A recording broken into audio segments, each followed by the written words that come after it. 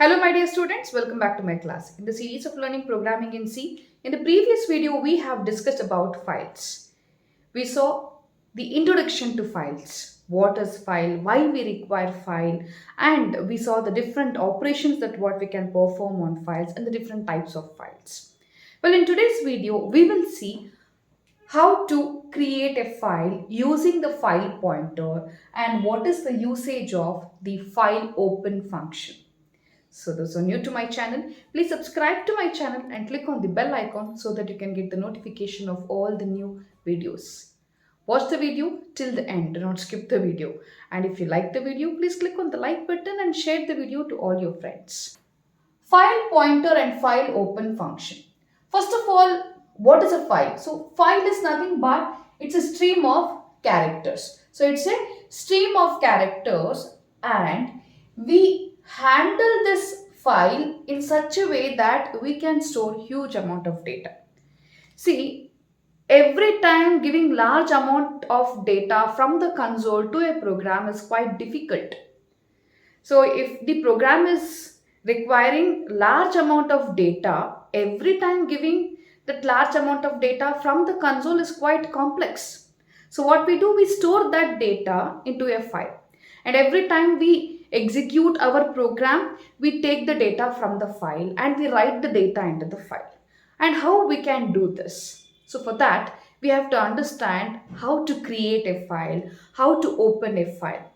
So here we have the file which is acting as a derived data type. So file is actually a derived data type representing a structure. So file is a derived data type that represents a structure that stores the information about a file. So it is a user defined data type means we have discussed about the structure. So it is like type def, we have type def, struct, then we have all the members and we have the file variable. So we have the file, we type def as file, it should be in uppercase. So here we say file is a user defined data type. So using this data type file, so we type def, we are going to type define the structure as file. So I have discussed about this type def in the previous video, please do check out the playlist. So we type define the structure as file. So we use this file data type. So hence I said it is derived data type which is representing a structure.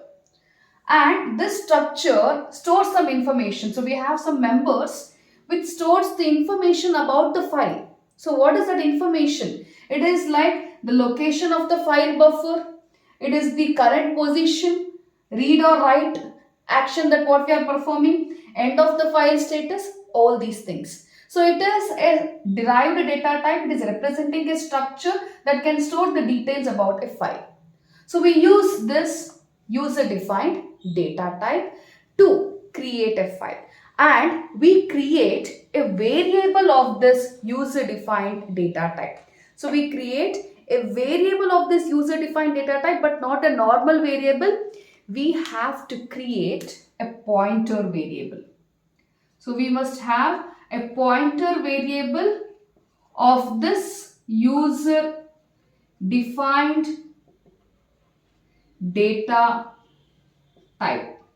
So we must have a user defined variable of this user defined data type. Using this user defined data type, we create a pointer variable. Means I am using a file pointer to point to the file. So for example, we all know how the normal pointer variable points to the address. So if I just say integer asterisk p, then I say integer a, I say p equal to store the address of a. So this pointer variable is pointing to the location of this variable a, where a is also of integer type, p is also of integer type. So I need to point to a file, means I should have a pointer of the file type itself. Like how we have integer pointer pointing to integer variable, we must have a pointer which is file pointer of the file type. And that file type, user defined data type, is already defined. And this defined structure, definition of this file structure, I can get from the header file stdio.h. So only thing, we need to include this header file to our program. So when we include this header file to our program, I can get the definition of this file structure. And using that user defined file data type, I create a file pointer variable which will make the pointer to point to the file. Like how integer pointer points to integer variable, this file pointer points to a file. So how to create that file pointer? Let us see now.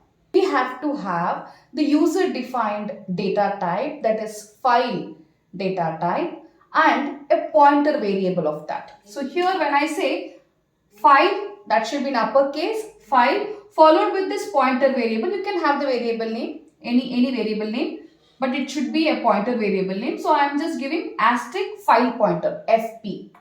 So this is how we create a file pointer. So we must have the file data type, user defined data type, and the definition for this we can get in the header file stdio.h, then followed with a pointer variable. So the program that what we have will be pointing to a file. So for example, I have a file, say file1.txt. So this program will be pointing to this file through this file pointer fp. And I need to get the address of this file. So how to get this address? I need to open that file. So I need to open the file with the help of fopen function. So there are many functions that what the header file provides, stdio header files provide to handle files. So fopen is one among that. So we say file open. The name itself tells you file open. And I need to mention the file name. If it is an existing file, I'm going to open that file, or it is going to create a new file. Then I need to mention the mode. So what is this mode? It specifies in which mode we are opening, in the sense why we are opening this file. Are we opening this file to read the content or write the content or append the content? Is it a text file or it is a binary file? Are we writing binary content? All those things. So there are many modes. So we'll see to that, different modes of file. Followed with that, we also have many functions that what the stdio provides.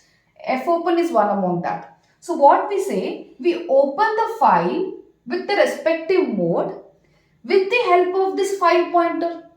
So this fopen will open the file and it is going to return the address of the file. It is going to return the address of the file.